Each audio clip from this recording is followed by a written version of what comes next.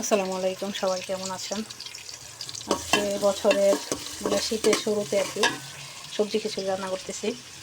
তো হঠাৎ করে মন চাইলো যে একটু খিচুড়ি রান্না করে দেখি কেমন লাগে। যদিও খিচুড়ি আমার অত একটা পছন্দ না, তো আজকে সবজি দিয়ে রান্না করবো। যে পাঁচ মিশালি সবজি, নতুন আলু, এগুলো কিন্তু আমার ননদের শ্বশুরবাড়ির আলু, তার শ্বশুরে আর কি ক্ষেতের আলু এগুলা। তো এখানে পেঁপে দিলাম, সিম দিলাম, আমার শাশুড়ি বাড়ি থেকে সিম দিয়ে দিছে, পেঁপে, সিম, কাঁচা টমেটো, আলু, আবার ফুলকপিও দিব।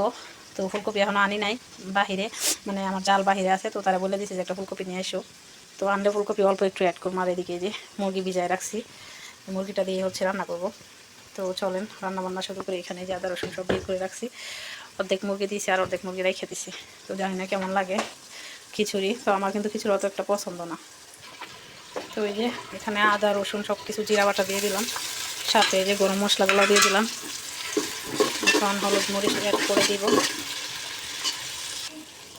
তো এই যে মশলাপাতি সব দিয়ে দিছি, মরিচের গুঁড়ি অল্পই দিছি যেহেতু বাচ্চারা খাবে, সেজন্য অত একটা মশলা দিইনি আর কি। মরিচের গুঁড়ি বেশি একটা দিইনি, দু চারটা কাঁচামরিচ দিয়ে দেবো। তো এখন স্বাদ মতো লবণ দিয়ে দিলাম।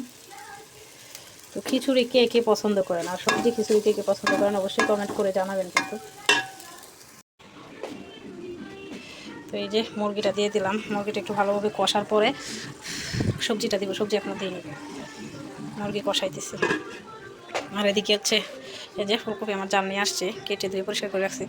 তো একটা মিরাক্কেল হচ্ছে কি, আমি ভাবছি যে পোলাওর চাল আছে, তো এখন তো দেখি যে পোলাওর চাল নাই, খুদ আছে। তো ভাবলাম খুদ দিয়ে রান্না করি, কী আর করার।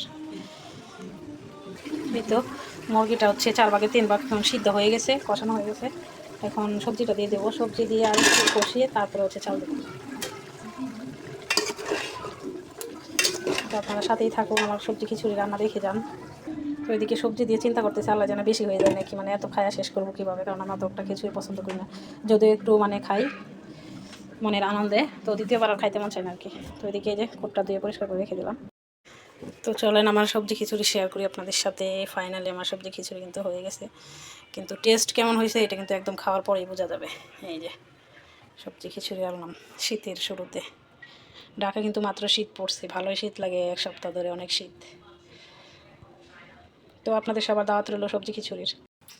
তারপরে যে রান্নাবান্না শেষে খেতে বসে পড়লাম, সাথে শসা লেবু কিন্তু নিয়ে নিলাম। এই যে আমার হাজব্যান্ড, আমি, তো সাথে ননদও কিন্তু ছিল, মানে সবাই মিলে একদম খাবার খেতে বসে পড়লাম। তো আলহামদুলিল্লাহ খিচুড়িটা কিন্তু অনেক বেশি মজা লাগছিল। তো আমরা তাড়াতাড়ি খেয়ে ফেলছিলাম আর কি।